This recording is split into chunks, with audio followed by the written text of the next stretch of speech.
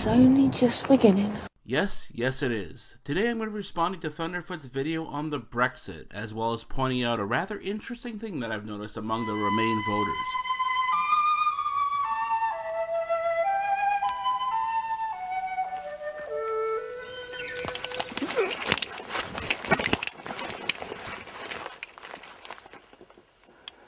For a more complete story of the beaver, why not contact the Canadian Wildlife Service in Ottawa?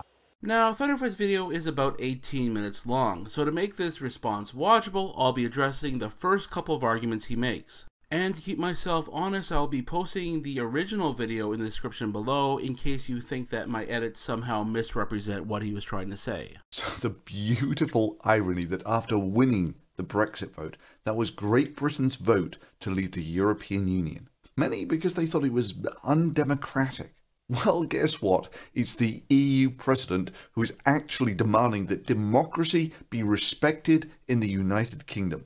Now, Thunderfoot is being a little silly here. He's attempting to say that it's ironic that Brexiters took issue with the undemocratic aspects of the system because the president of that system supports democracy. As if one necessitated the other. They don't. The president can be for democracy or against democracy, and that doesn't change how the European Union works in the slightest. I mean, it seems like Thunderfoot is following in the footsteps of Alanis Morissette. Well, it's the UK government that seems to be displaying a masterly reluctance to invoke Article 50. A negotiation with the European Union will need to begin under a new Prime Minister, and I think it's right that this new Prime Minister takes the decision about when to trigger Article 50 and start the formal and legal process of leaving the EU. So it seems like Thunderfoot here would want Cameron, the person who opposed Brexit, to implement it. And that doesn't seem wholly inappropriate to him? I mean, shouldn't there be a new government that will better represent the will of the people? But not only that, why is there this magical time frame that must be observed? Why shouldn't they leave when the time is right rather than immediately? Okay kids, who wants to go to the park? Me, I do. Cookies. Alright, looks like that's the will of the people. Let's get dressed, guys, and head on out. But it's raining right now. The forecast says later this afternoon it'll be fine, so let's wait 3 hours. No, we gotta go right now. Didn't you hear the vote? Okay, but maybe it's just because the Prime Minister was for remaining. But surely the head of the Leave campaign is clear that the people have spoken and that their wishes should be immediately respected by invoking Article 50. Not quite.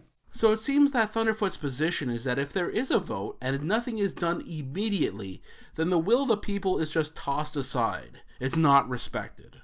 So Barack Obama was elected president on November 4th, 2008, and he didn't enter office until January 20th, 2009? Those fucking assholes. Why didn't they respect the will of the people? Well, maybe it's because the government has a responsibility to the people to enact their will as best as possible, rather than simply taking actions immediately with absolutely no fucking thought. In voting to leave the EU, it is vital to stress that there is now no need for haste, and indeed, as the Prime Minister has just said, nothing will change over the short term, except that work will have to begin on how to give effect to the will of the people. And the thing that's maybe remarkable about this footage is this is one of the lead Brexiters in his moment of triumph, his great moment of victory. And yet he has the demeanour of a broken man who has just lost the biggest battle of his life. Is this your point, Thunderfoot, that you don't know this man, but because he's acting in a way that you don't think he should be, therefore something is up? Now, as for the rest of his video, I'll be honest, I haven't even watched.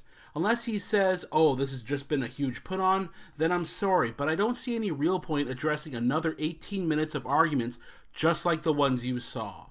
So let's change our focus to the Remain camp as a whole.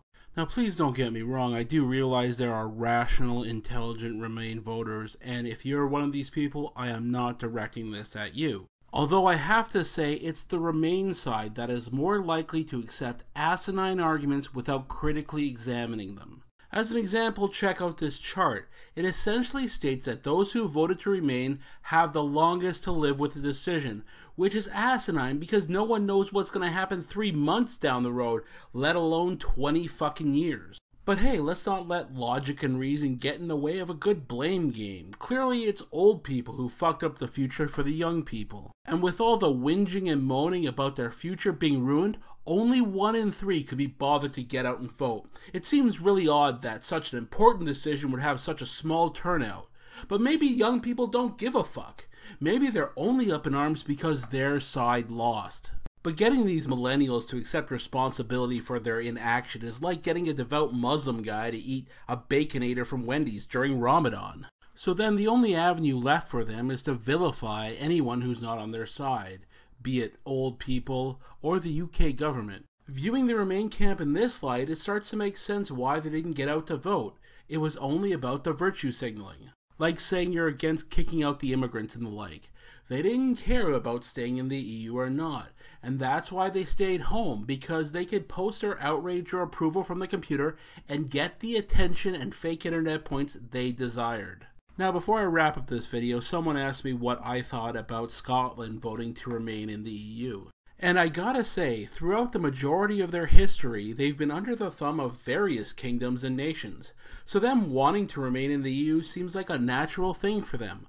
All I can do is wish them the best and a stable future. It won't last. Brothers and sisters are natural enemies, like Englishmen and Scots, or Welshmen and Scots, or Japanese and Scots, or Scots and other Scots. Damn Scots! They ruined Scotland! You Scots sure are a contentious people. You just made an enemy for life! Once again, thank you for watching. If you enjoy my content, be sure to like, subscribe, and share. It helps me out quite a bit. Have a good one.